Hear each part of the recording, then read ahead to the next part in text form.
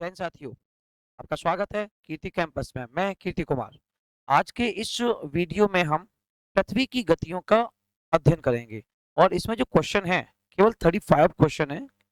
ध्यान से देखिए, वीडियो पूरा देखिए। आपको इस इन क्वेश्चन के साथ साथ पूरा टॉपिक भी कवर होता चलेगा। और ये जो हमारा टारगेट है अभी 2025 में होने वाला वनडे एग्जाम, तो चलिए स्टार्ट करते हैं बिना देरी के। पहला क्वेश्चन, पृथ्वी अपने अक्ष पर क्या करती है? और इसमें जितने भी क्वेश्चन हैं वो सारे के सारे क्वेश्चन आए हुए हैं। ओके, तो पृथ्वी अपने अक्ष पर क्या करती है? तो पृथ्वी अपने अक्ष पर घूर्णन करती है। इसे क्या और कहते हैं, किस नाम से? परिभ्रमण या रोटेशन। तो पृथ्वी अपने अक्ष पर कैसे घूम रही है? पश्चिम से पूर्व घूम रही है, एंटी क्लॉकवाइज। ओके, कैसे घूमती है?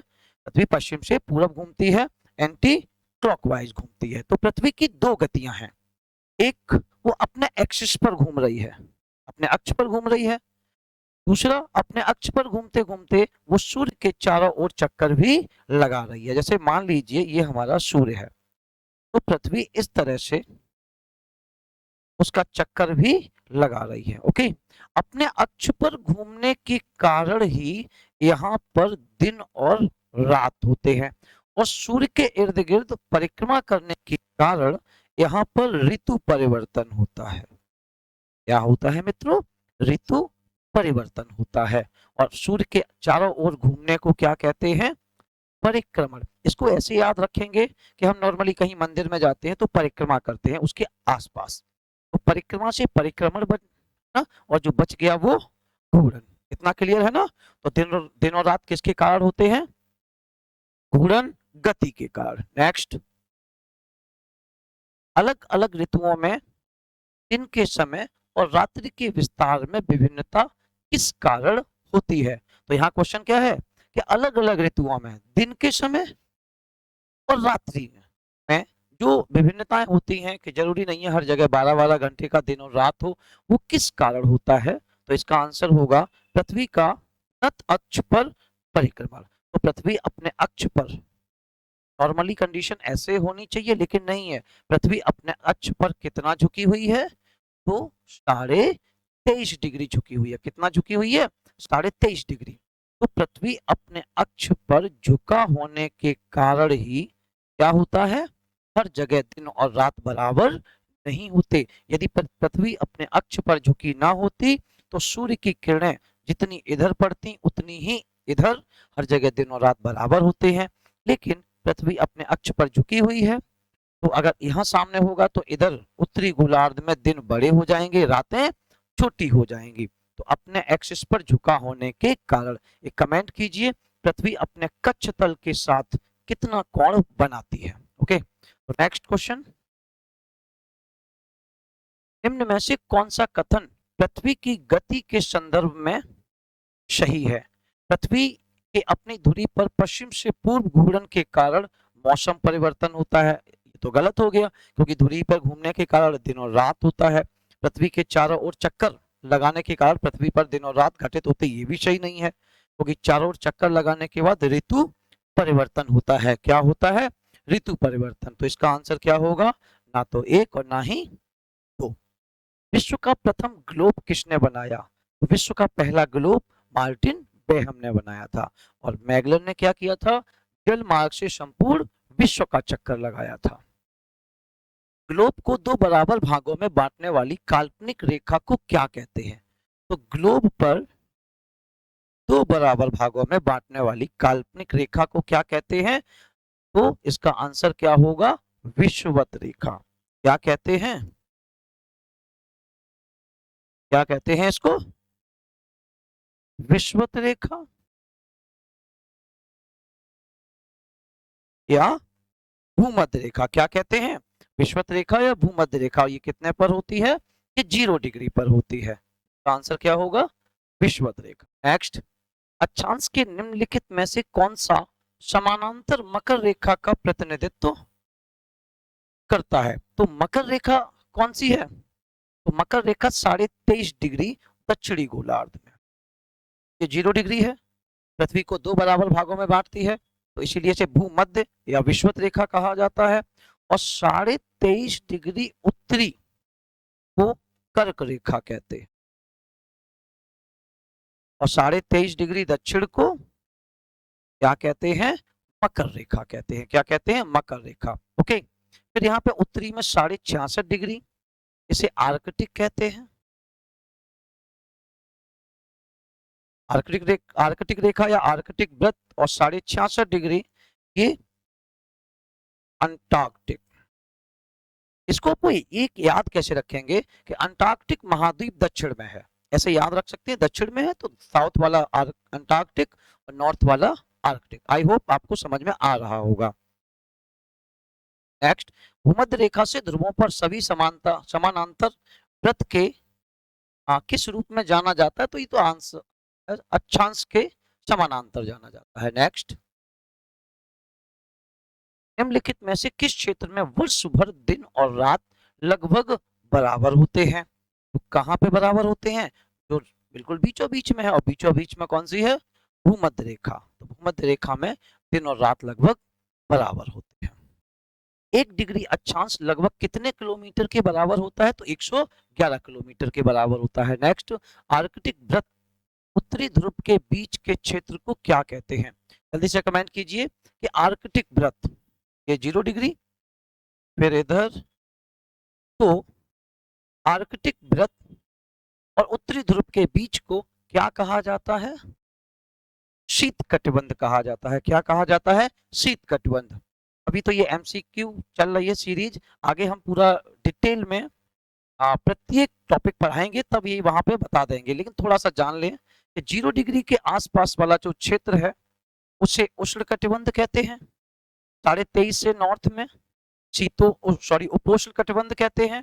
और उसके बाद इधर शीतोष्ण कटिबंध, और उत्तरी ध्रुवों पर और दक्षिणी ध्रुव पर सेम कंडीशन, यहाँ पर शीत कटिबंध। नेक्स्ट, निम्न में से किस महाद्वीप में तीनों अक्षांश रेखाएं अर्थात भूमध्य, कर्क और मकर गुजरती हैं? तो कहाँ गुजरती हैं, अफ्रीका में। अफ्रीका से कर्क, मकर और विषुवत तीनों रेखाएं गुजरती हैं। नेक्स्ट, निम्न में से कौन सी नदी भूमध्य रेखा, कर्क रेखा तथा मकर रेखा को 2 बार काटती है? तो कौन सी काटती है, कौन सी नहीं पार करती, सॉरी, तो नीग्रो पार नहीं करती। कौन सी नदी पार नहीं करती, नीग्रो। अब कैसे, ये कौन कौन सी कहां कहां कितना काटती है? माही नदी,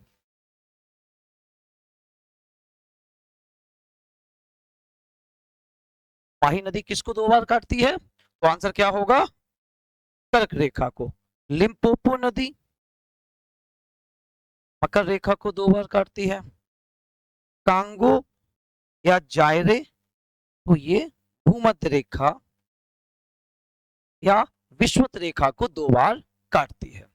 नेक्स्ट, कर्क रेखा निम्न में से किस देश से होकर गुजरती है? तो इसमें से किस देश से होकर गुजरती है, इसका आंसर होगा माली। इसका आंसर क्या होगा, माली। एक वीडियो हम इसके बाद अभी बनाएंगे, और उसमें क्या होगा, उसमें सारी आपकी मैपिंग कराएंगे वहां पे। नेक्स्ट, ध्रुवों की ओर जाने पर अक्षांश रेखाओं के व्यास की प्रकृति कैसी होती है? तो जिस तरह से हम विषुवत रेखा से ध्रुवों की ओर जाएंगे तो क्या होगा, अक्षांश की जो भी प्रकृति है वो घटता जाता है। अक्षांश का व्यास कैसा होता है, घटता जाता है, क्योंकि पृथ्वी ध्रुवों पर चपटी भी है। ओके, एक विषुव इक्विनॉक्स एक वर्ष में कितने बार आता है? विषुव किसे कहते हैं, विषुव उस कंडीशन में कहा जाता है जब पृथ्वी पर लगभग दिन और रात बराबर होता है। विषुव किसे कहते हैं, जब दिन और रात पृथ्वी पर लगभग बराबर होता है। तो 2 बार ऐसा होता है जहां पृथ्वी पर दिन और रात बराबर होता है। कैसे, थोड़ा सा हम इसे देखेंगे। ये हमारा सूर्य है और ये उसका परिक्रमण पथ है। कभी पृथ्वी यहां होगी, यहां भी होगी, और पृथ्वी पूरा सूर्य का एक चक्कर लगाने में लगभग 1 वर्ष का समय ले लेती है। तो यहां से लेके यहां तक जाने में 6 महीना, यहां से यहां। पृथ्वी अपने अक्ष पर 23.5 डिग्री झुकी हुई है। तो जो भाग सूर्य के सामने होगा उसे वहां पर 23.5 डिग्री होता है और उसे कहते हैं कर्क रेखा। तो यहाँ पर 21 जून, जल्दी से 21 जून को सूर्य की किरणें कर्क रेखा पर लंबवत चमकती हैं। दिन बड़ा होता है, रातें छोटी होती हैं, अतः यहाँ पर ग्रीष्म ऋतु होती है। और इसके विपरीत दक्षिण गोलार्ध में दिन छोटे होते हैं, रातें लंबी होती हैं, तो शीत ऋतु का मौसम होता है। इसके बाद हम आगे बढ़ते हैं, तो जून में 3 जोड़ लो, कितना हो जाएगा? जून, जुलाई, अगस्त, सितंबर, 23 सितंबर। 23 सितंबर को क्या होता है मित्रों? सूर्य की किरणें 0 डिग्री पर बराबर होती हैं। तो लगभग हर जगह दिन और रात बराबर होता है, ना बहुत ज्यादा सर्दी होती है ना बहुत ज्यादा गर्मी। अब यहाँ से लेके यहाँ तक आने में कितना टाइम लगा? 6 महीने। पोजीशन तो वही है ना, ऐसे घूम रही है। अब सूर्य की किरणें हैं वो साउथ पर लंबवत होंगी 23.5 डिग्री पर। इस 23.5 डिग्री को यहाँ पे क्या कहा जाता है? यहाँ पे कहा जाता है मकर रेखा। क्या कहा जाता है? मकर। और जून में 6 जोड़ लेंगे तो दिसंबर। 22 दिसंबर को सूर्य की किरणें दक्षिणी गोलार्ध में लंबवत होती हैं। यहाँ पर दिन बड़े होते हैं, रातें छोटी होती हैं, तो यहाँ पर ग्रीष्म ऋतु होती है। इसके विपरीत उत्तरी गोलार्ध में दिन छोटे, रातें बड़ी, तो यहाँ पर ग्रीष्म ऋतु होती है। ओके, तो दिसंबर में उत्तरी गोलार्ध में शीत ऋतु और दक्षिणी गोलार्ध में ग्रीष्म। ये कंडीशन जब यहाँ आती है तो सूर्य की किरणें यहाँ 0 डिग्री पर लंबवत होती हैं और ये कंडीशन कहलाती है 21। ये कंडीशन कब होती है? 21 मार्च को। तो सूर्य की किरणें हर जगह बराबर होती हैं, दिन और रात बराबर होता है। तो 2 बार ऐसा हुआ। कब कब? 23 सितंबर और 21 मार्च। आई होप आपको ये समझ में आ गया होगा।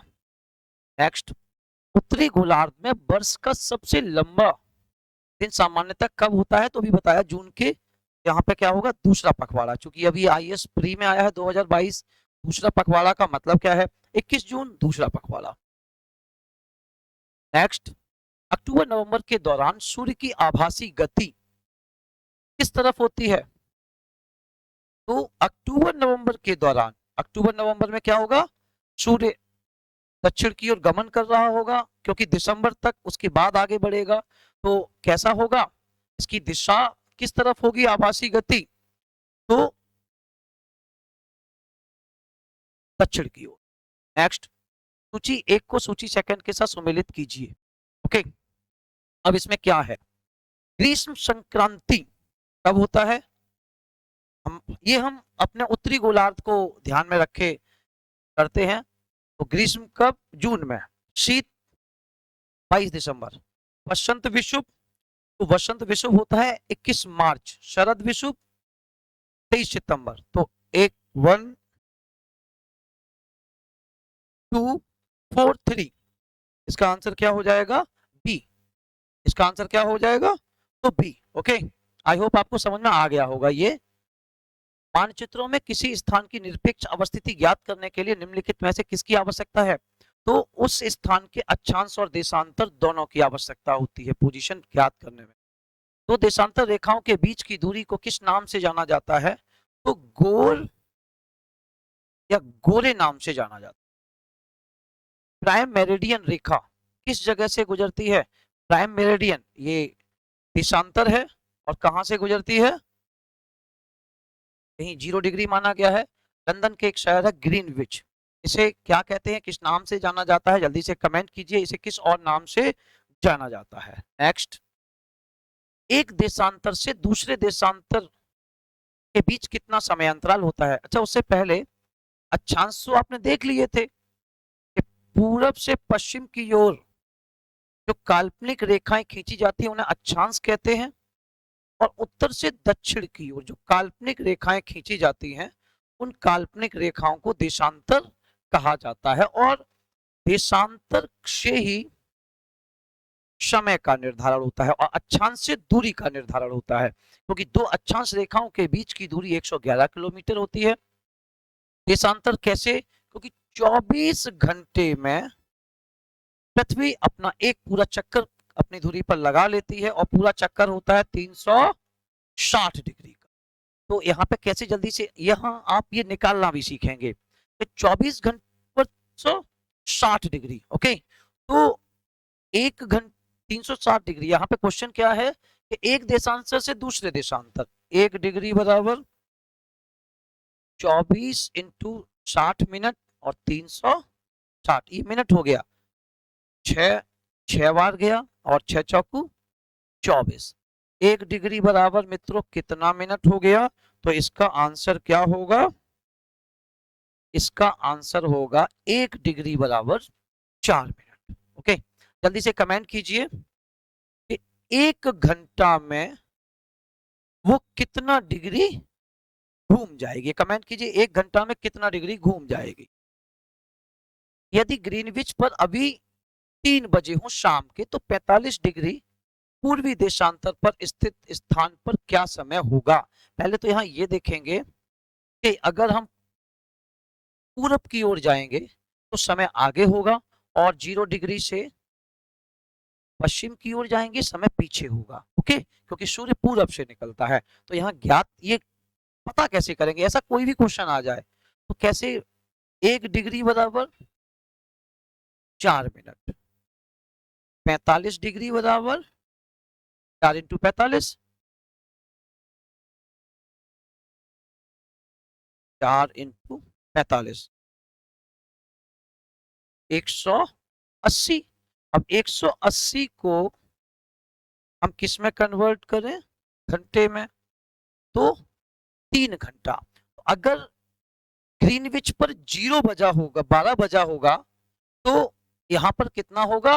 3 बजा होगा। ओके, आगे टाइम बढ़ेगा। अब यहाँ पर 3 बजा है, तो 3 यहाँ बजा है, टाइम आगे बढ़ रहा है, तो 3 के आगे कितना? आगे 3, तो 3 प्लस 3 बराबर 6। और कब के? क्योंकि पीएम है तो शाम के, 6 पीएम। इसका आंसर क्या होगा? 6 पीएम। आप केवल इसी को आधार बनाकर हमारे भारत का मानक समय भी आप ज्ञात कर सकते हो। आप एक कमेंट कीजिए कि भारत का मानक समय कहां से लिया गया है और वो कितना घंटा आगे या पीछे है। ओके, नेक्स्ट, निम्नलिखित में से किस देश में एक से अधिक मानक यामोत्तर रेखाएं हैं? तो इनमें से कहां पर हैं? यूएसए। जिस देश का देशांतरी विस्तार जितना ज्यादा होगा वहां उतने ही मानक समय ज्यादा होंगे। क्यों? क्योंकि यहाँ पर टाइम में अंतर ना आए, इसीलिए मानक समय ज्यादा होते हैं। अंतरराष्ट्रीय तिथि रेखा किसको कहते हैं? तो 180 डिग्री देशांतर को अंतरराष्ट्रीय तिथि रेखा कहते हैं। अंतरराष्ट्रीय तिथि रेखा को यदि पूरब से पश्चिम की ओर पार किया जाए तो क्या स्थिति होती है? 1 दिन घट जाता है। और पूरब की और आगे बढ़ा जाए तो 1 दिन बढ़ जाता है। तो पूरब से पश्चिम की ओर जा रहे हैं तो टाइम को मैनेज करने के लिए क्या किया जाता है? 1 दिन घटा दिया। सूर्य ग्रहण की स्थिति उस समय उत्पन्न होती है जब, अब क्या होता है सूर्य ग्रहण में? ये ऑप्शन बाद में, पहले इसका थोड़ा सा हम जान लें कि सूर्य ग्रहण होता क्या है। यहाँ पे आप केवल इतना समझेंगे, सूर्य ग्रहण और चंद्र ग्रहण। हम भारत के दर्शन की बात करें तो यहाँ कहा जाता है ग्रहण माने दिक्कत। अब सूर्य ग्रहण है तो कौन ना दिखाई दे? सूर्य ना दिखाई दे। और यहाँ कंडीशन क्या होती है कि मान लीजिए सूर्य है तो पृथ्वी इस तरह से चक्कर लगाती है, कभी पृथ्वी यहाँ होगी कभी यहाँ, और चंद्रमा पृथ्वी के ऐसे चक्कर लगाता है, कभी चंद्रमा यहाँ, ये पृथ्वी हो गई और ये चंद्रमा हो गया। तो बीच में या तो पृथ्वी आएगी या तो चंद्रमा आएगा। अब हमें सूर्य ना दिखाई दे, क्योंकि यहाँ पे क्या पूछा गया है? सूर्य ग्रहण। इसका मतलब दिक्कत किस पर, मुसीबत किस पर? सूर्य पे। दिखे कौन ना? सूर्य ना दिखाई दे। अब मित्रों सूर्य ना दिखाई दे इसका मतलब ये है कि बीच में कोई आ जाए, पृथ्वी और सूर्य के बीच में कौन आ जाए? तो यहाँ पर चंद्रमा आ जाए, जिससे सूर्य की किरणें चंद्रमा को ना भेद पाए और वो आगे ना बढ़े। इससे क्या होगा? सूर्य हमें दिखाई नहीं देगा। तो ये स्थिति क्या कहलाती है? सूर्य ग्रहण कहलाती है। क्या कहलाती है? सूर्य ग्रहण। तो इसका आंसर क्या हो जाएगा? जब पृथ्वी एवं सूर्य के मध्य क्या हो? चंद्रमा हो। क्या हो? चंद्रमा हो। ओके, और ये कब होता है? तो ये अमावस्या को होता है। कब होता है मित्रों? अमावस्या को होता है। क्लियर? समझ में आ गया होगा। अब अगर यही एक और बात, क्या कि जब कभी ऐसा हो जब कभी ऐसा हो कि बीच में ये सूर्य है और ये मान लीजिए पृथ्वी का, और जब कभी चंद्रमा इधर हो, चंद्रमा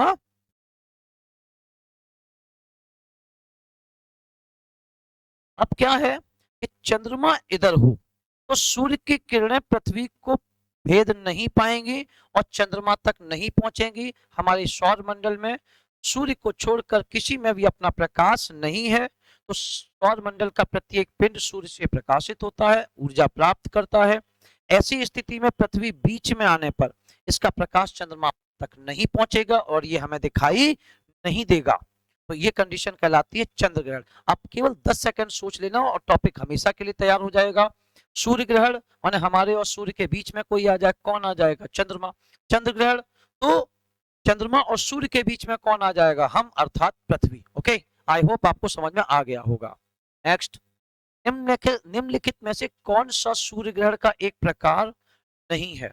तो वलयाकार भी सूर्य ग्रहण होता है, आंशिक भी होता है, पूर्ण भी होता है। ये इसका आंसर क्या होगा? खंडच्छा युक्त ये सूर्य ग्रहण नहीं होता। नेक्स्ट, जब सूर्य ग्रहण का एक ही पैटर्न 18 साल 11 दिन 8 घंटे में दोहराते हैं तब वो उसे सरोस या सरोस चक्र के रूप में भी जाना जाता है। क्या कहा जाता है? ओके, सरोस चक्र के रूप में इसे जाना जाता है। नेक्स्ट, 21 जून 2020 को किस प्रकार का सूर्य ग्रहण था? ये क्वेश्चन केवल रखने का रीजन ये है, एक करंट वाला क्वेश्चन था, कब पूछा गया था? 21 को। तो अगर ऐसी कोई भौगोलिक घटना होती है तो आगे भी क्वेश्चन पूछ लिया जाएगा। तो इसका आंसर क्या होगा? इसका आंसर होगा वलयाकार सूर्य ग्रहण पड़ा था। ओके, नेक्स्ट, अपस्वरिका की परिघटना के दौरान पृथ्वी और सूर्य के बीच की अनुमानित दूरी कितनी होती है? 152 मिलियन। इसके बारे में हम पीछे वाले वीडियो में पूरा समझा चुके हैं। चंद्र ग्रहण तब होता है, ये अभी हम देख ही चुके, कि चंद्र ग्रहण कब होता है? जल्दी से कमेंट कीजिए, इसे बता चुके हैं कि जब पृथ्वी जो है सूर्य और चंद्रमा के बीच में आ जाए। चंद्र ग्रहण मित्रों कब होता है? पूर्णिमा की रात को। इसको ऐसे कैसे याद रखेंगे? एक का नाम है चंपू, एक का नाम है आशु। तो चा से चंद्र ग्रहण और पास पूर्णिमा, और इधर सूर्य ग्रहण और इधर अमावस्या। ओके, एक वर्ष में टोटल और मैक्सिमम मिला के 7 ग्रहण हो सकते हैं। प्रत्येक अमावस्या और प्रत्येक पूर्णिमा को ग्रहण नहीं पड़ता। क्यों नहीं पड़ता? क्योंकि चंद्रमा अपने धुरी पर 5 डिग्री झुका हुआ है। इसी कारण प्रत्येक अमावस्या और पूर्णिमा को चंद्र ग्रहण या सूर्य ग्रहण नहीं पड़ता। ओके, नेक्स्ट, ब्लड मून शब्द का उपयोग किसके लिए किया जाता है? तो चंद्र ग्रहण। जल्दी से कमेंट कीजिए कि ब्लड मून क्या होता है और डिटेल में, और यदि आप बता पाए या ना बता पाए अगले वीडियो में हम बता देंगे। चंद्र ग्रहण के समय चंद्रमा का लाल रंग किस कारण होता है? तो पृथ्वी के वायुमंडल में धूल के कणों के कारण, क्योंकि बाकी सारे रंग डाइवर्ट हो जाते हैं। लाल रंग का तरंग दैर्घ्य बहुत ज्यादा होता है क्योंकि प्रकीर्णन कम होता है, इसीलिए ये कैसा दिखाई देता है? लाल दिखाई देता है वायुमंडल में धूल के कण के। अधिकांश समुद्री तटों पर प्रतिदिन कितने बार ज्वार आता है? तो कितने बार ज्वार आता है? आज लास्ट क्वेश्चन है कि 2 बार। कितने बार ज्वार आता है? 2 बार ज्वार आता है। अब इसके बारे में थोड़ी सी चर्चा कर लेते हैं।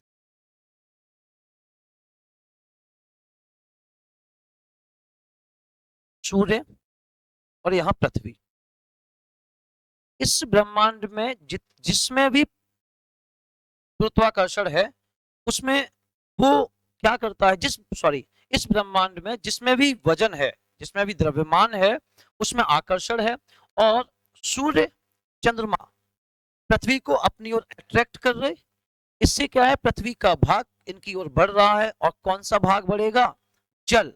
क्या बढ़ेगा? जल। तो पृथ्वी का जल सूर्य और चंद्रमा की आकर्षण शक्ति के कारण आगे बढ़ता है। आगे बढ़ने को ज्वार कहते हैं, पीछे हटने को भाटा कहा जाता है। और प्रत्येक स्थान पर 2 बार ज्वार आता है, लेकिन प्रत्येक जगह 26 मिनट देरी से आता है। कितने मिनट देरी से आता है? 26 मिनट देरी से आता है। ओके, और इन दोनों में सूर्य और चंद्रमा में कितना अनुपात होता है? सूर्य की आकर्षण शक्ति का मान चंद्रमा की अपेक्षा यहाँ कम रहता है। क्यों? क्योंकि सूर्य हमसे बहुत ज्यादा दूर है, तो इसका अनुपात होता है 5:11। ओके, क्या होता है? 5:11। क्लियर है ना? आई होप आपको हमारा ये वीडियो पसंद आया होगा। इसके साथ साथ हमारी पॉलिटी की सीरीज भी जारी है।